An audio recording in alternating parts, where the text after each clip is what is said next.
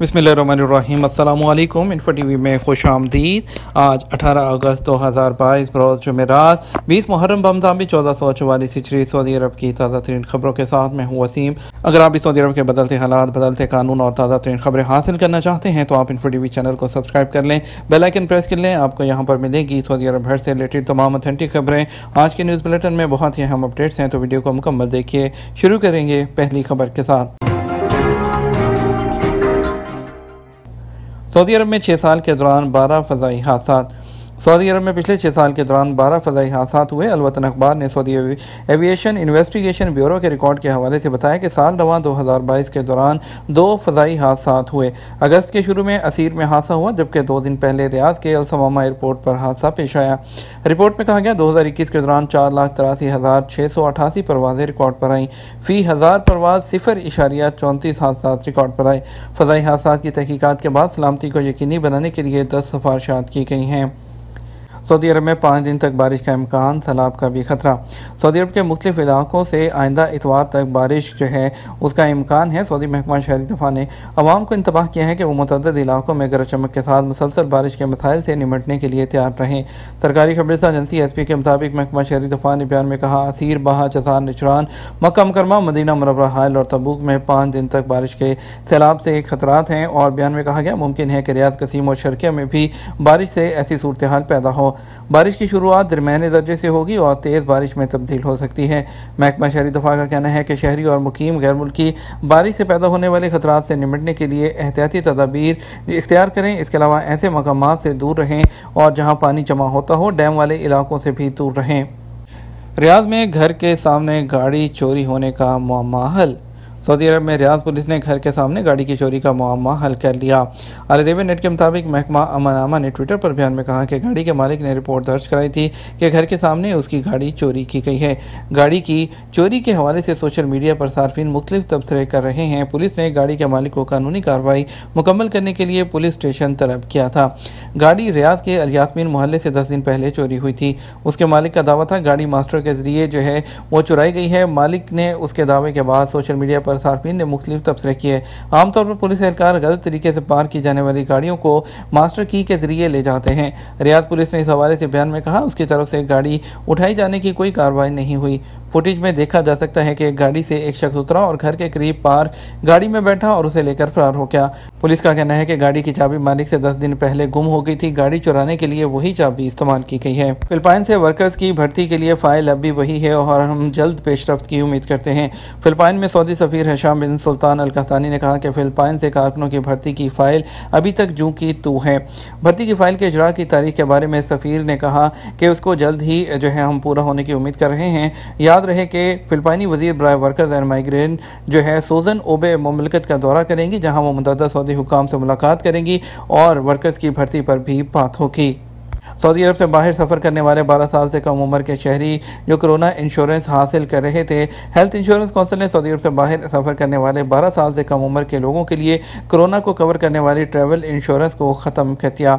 General director of passport ने इससे पहले 12 साल से कम उम्र के अफराद के लिए कोरोना के खिलाफ इंश्योरेंस की शर्त रखी थी और इस शर्त का खात्मा कोरोना वायरस के इन्फेक्शन में कमी के बाद अमल में आया है, क्योंकि इसका मकसद दूसरे ममालिक के सफ़र के दौरान मुतासरा जो केसेज हैं उसके दौरान सेहत बाल अगर खुदा न खास्ता कोई इस मर्ज में मुब्तला होता है तो उसको फराहमी को यकीनी बनाना था। वज़ारत बल्दियात और देही अमूर है हाउसिंग, उसने इस बात पर जोर दिया है कि तंबाकू मसनूआत फ्राहम करने वाली जितनी भी सहूलियात के मालकान हैं वो बिलादी प्लेटफॉर्म है उसके ज़रिए माहाना बुनियाद पर जो उसकी बिलिंग है, उसकी जो फ़ीस है उसे अटैच वो अदा करने के पाबंद हैं। वज़ारत ने वाज़ेह किया कि तंबाकू मसनूआत फ्राहम करने वाले तमाम स्टोर इस बात के पाबंद हैं कि वो लाइसेंस पेश करें, अपनी तमाम जितनी भी उनके पास जो स्टॉक है, जो महसूलात हैं उसको शो करें। हर इनवाइस में एक अलग लाइन में तंबाकू की फ़रोख्त की जितनी फ़ीसद है वो वाज़े करें। इसके अलावा सेक्रेटरीट म्यूनसिपलिटी महसूलात फ़ीसों का रिकॉर्ड और इसके अलावा जो तमाम जो उनकी चीज़ें हैं, सर्टिफिकेट हैं, वो वाज़े तौर पर ज़ाहिर करने के पाबंद हैं। यह बिलादी प्लेटफॉर्म एक मकबूल प्लेटफॉर्म है जो रेस्टोरेंट और कैफ़े के मालिकान को इजाज़त देता है कि वह शहर के अंदर और जो बाहर तंबाकू की मसनूआत पेश कर सकते हैं, लेकिन उनको माहाना अब जो उसकी फ़ीस है वो वक्त पर अदा करना होगी। ये फ़ीस लागू है रजिस्ट्रेशन सर्टिफिकेट और इसके अलावा जितनी भी उनकी इनवॉइसिंग है उसकी तमाम डिटेल्स उसको ज़ाहिर करना ज़रूरी है। वाइपर की खेप में 22,50,000 नशावर गोलियां जब्त। जद्दा इस्लामी बंदरगाह के कस्टम हुकाम ने वाइपर की खेप में नशावर गोलियों की बड़ी मिकदार पकड़ी है।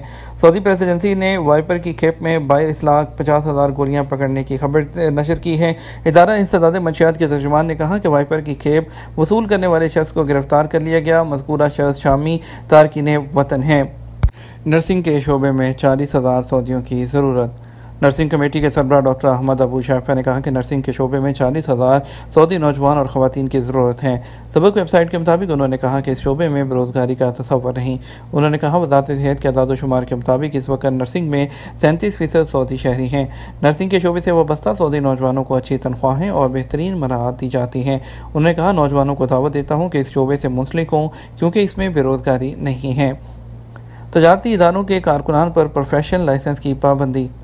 सऊदी वज़ारत बल्दियात और देही और आबादकारी अमूर ने मुख्तलिफ तजारती इदारों के कारकुनान के लिए प्रोफेशनल लाइसेंस की पाबंदी लगाई है। इस पर अमल दरामद 1 जून 2023 से शुरू होगा। अल इक्तिसादी के मुताबिक वज़ारत बल्दियात और देही आबादकारी अमूर का कहना है कि किसी भी किस्म के कारोबार जो है उसके कारकुन को 1 जून 2023 से प्रोफेशनल लाइसेंस हासिल करना होगा। उसके बगैर उसे मुतलका कारोबार करने की इजाज़त नहीं होगी। वज़ारत ने कहा यह लाइसेंस पेशा वराना सरगर्मियों और कारोबारी इदारे के परमिट के इजरा और तोसी के लिए ज़रूरी होगा। वज़ारत बल्दियात ने कहा कि बाद जो तजारती सरगर्मियों के लिए प्रोफेशनल लाइसेंस कारोबारी परमिट के इजरा और तोसी के लिए बुनियादी शर्त के तौर पर लिया जाएगा। वज़ारत का कहना है कि कारोबारी इदारे में कम से कम एक प्रोफेशनल लाइसेंस होल्डर की मौजूदगी लाजमी होगी ताकि कारोबार पेशा वराना तरीके से अंजाम पाए और इदारे में मौजूद दीगर एहलकार उसके तजर्बे से फ़ायदा उठाएँ। वज़ारत ने कहा कि कारोबारी इदारे मालकान से कि वो पहली फुर्सत में अपने मुलाजमों के प्रोफेशनल लाइसेंस जारी करा लें ताकि उनके इदारों के लाइसेंस के इजरा या तोसी के वक़्त काम मुअत्तल ना हो। वज़ारत ने कहा कि प्रोफेशनल लाइसेंस की पाबंदी की बदौलत कारोबारी इदारों के दरमियान मुसाबकती माहौल पैदा होगा। वज़ारत 81 पेशों के लिए प्रोफेशन टेस्ट का फैसला किए हुए है और ये लाइसेंस आसानी से हासिल किया जा सकेगा। इसके लिए आपको तरबियती कोर्स करना होगा। कोर्स पूरा करने वालों को मुकर्रर शराइत पर पूरा उतरने पर प्रोफेशनल लाइसेंस दिया जाएगा। इकामा 1 साल से एक्सपायर है, कफील कुछ नहीं कर रहा, तजदीद कैसे कराएं। सऊदी अरब में गैर मुल्की कारकुनों के हकूक़ के तहफ़्फ़ुज़ के लिए वज़ारत अफरादी क़ुव्वत और समाजी बहबूद आबादी की जानिब से ख़ुसूसी इदारे कायम किए गए हैं जहाँ किसी भी खिलाफ वर्जी पर फ़ौरी तहक़ीक़ात करके कार्रवाई की जाती है। ऐसे लोग जिन्हें अपने स्पॉन्सर से किसी किस्म का इख्तलाफ होता है उन्हें चाहिए कि वो मामले को सुलझाने की कोशिश करें। अगर ये कोशिश बेफ़ायदा हो तो किसी तख़ीर के बगैर लेबर कोर्ट से रजू कर लें और ताकि बाद में किसी किस्म की प्रॉब्लम का सामना न करना पड़े। इकामा के हवाले से शख्स ने जवाज़ात से दरियाफ्त किया, निजी स्कूल में टीचर के तौर पर काम कर रहा हूँ, 1 साल के करीब हो गया, इकामा एक्सपायर हुए, कफील कुछ भी नहीं कर रहा, इस सूरत में क्या करूँ। वज़ारत का कहना था कि वज़ारत अफरादी क़ुव्वत और समाजी बहबूद आबादी से रजू करके अपने मसले के बारे में तहरीरी तौर पर इतला दें ताकि कफील को तलब करके इकामा की तजदीद कराई जा सके। ख्याल रहे सऊदी कानून के मुताबिक गैर मुल्की कारकुन के इकामा का इजरा और उसकी सालाना तजदीद कफील की जिम्मेदारी होती है। इस एतबार से कफील इस बात का पाबंद होता है कि वह अपनी ज़ेर कफ़ालत आने वाले गैर मुल्कियों को इकामा मेडिकल की सहूलत भी फ्राहम करे, जिसके लिए मेडिकल इंश्योरेंस का कानून नाफिज है। मेडिकल इंश्योरेंस के बगैर इकामा की तजदीद नहीं हो सकती। मज़कूरा सवाल में कहा गया कि इकामा एक्सपायर हुए तकरीबन 1 साल हो चुका है। कानून के मुताबिक इकामा एक्सपायर होने के 3 दिन बाद जुर्माना आयद हो जाता है। अगर इकामा कफील की गफलत और लापरवाही की वजह से एक्सपायर होता है तो उसकी जिम्मेदारी भी उसके ऊपर होती है। जवाज़ात के ट्विटर पर एक सवाल किया गया कि साए खास पर भी खरूज-उदा के कानून का इतलाक़ होता है या नहीं। सवाल के जवाब में बताया गया कि साए खास चाहे कमर्शियल मुलाजिम हो या घरेलू मुलाजिम हो, तमाम लोगों पर जो खरूज-उदा कानून की खिलाफ वर्जी है वो एक जैसी लागू होती है, जिसमें 3 साल का ब्लैक लिस्ट होता है। वही पुराने कफील के वीज़े पर, जैसा कि हम आपको काफ़ी दफ़ा बता चुके हैं कि अपने पुराने कफील के वीज़े पर आ सकते हैं। वाज़ेह रहे कि सऊदी अरब में मेहनत के कानून वाज़ेह हैं और यहाँ पर रहने वाले जो गैर मुल्की हैं, जो वर्क वीज़े पर मुकीम हैं, उन्हें इस कानून के बारे में आगाही होना बहुत ज़रूरी है। लेके चलेंगे आपको आज के रियाल के रेट की जानब। आपको बताएंगे कि आपको सऊदी अरब के मुख्तलिफ ट्रांजैक्शंस के मुताबिक रियाल का रेट क्या रहेगा।